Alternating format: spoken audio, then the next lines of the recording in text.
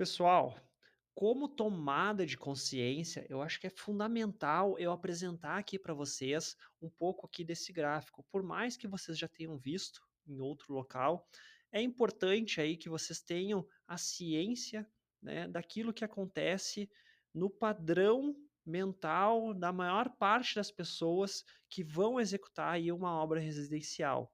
Então, eu vou explicar aqui em linhas gerais, basicamente, que esse gráfico aqui representa. Ele é um exemplo, ele é um referencial, tá? Ele não é um gráfico, digamos assim, hã, científico, tá? Ele é uma referência, né, de etapas que acontece aqui na parte de uma obra, de uma casa, tá? Começando aqui com a parte inicial, parte de projetos, parte aqui de fundação, canteiro de obra, terraplanagem, todas essas primeiras etapas aí de uma casa, tá? Depois começando com a parte de estrutura, as instalações, os acabamentos, até a parte final, até finalizar essa obra.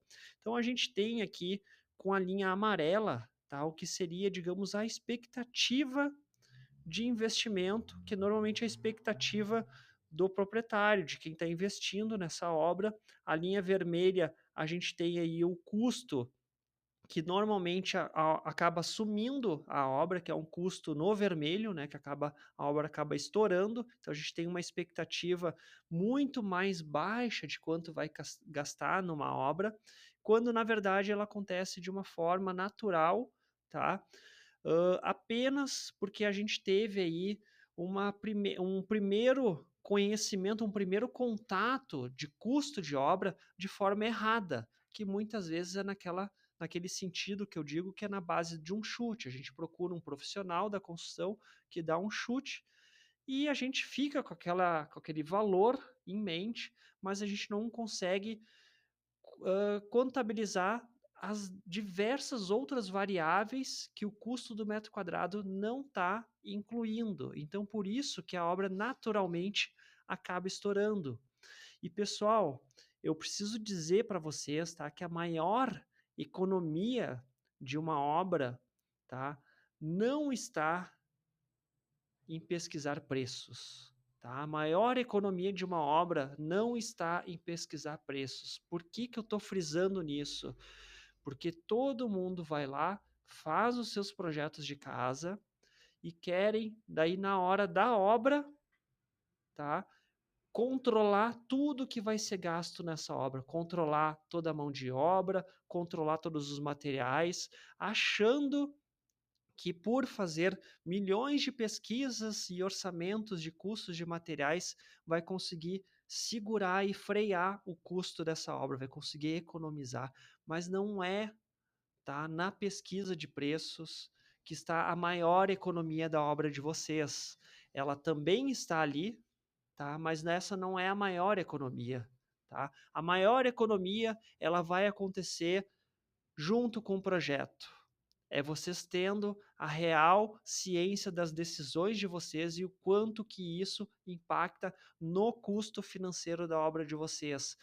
Não está em tentar baratear material, tá, pessoal? Porque o material básico da construção tem os custos naturais, né? Que talvez tu economize um pouquinho ali, um pouquinho aqui, e sim, no final vai dar um montante ali, mas essa não é a maior economia. Ainda assim, a tua obra vai sair, porque os custos de materiais, os custos básicos de materiais, eles são taxados com uma média de mercado que não foge muito daquilo, tá? Então, é possível economizar nessa pesquisa? É possível, mas não é aí que vai estar a maior economia de vocês, porque a obra vai sim seguir um fluxo natural de custos que é medido por pelo mercado, pessoal. Então, né, existem outras formas de se economizar.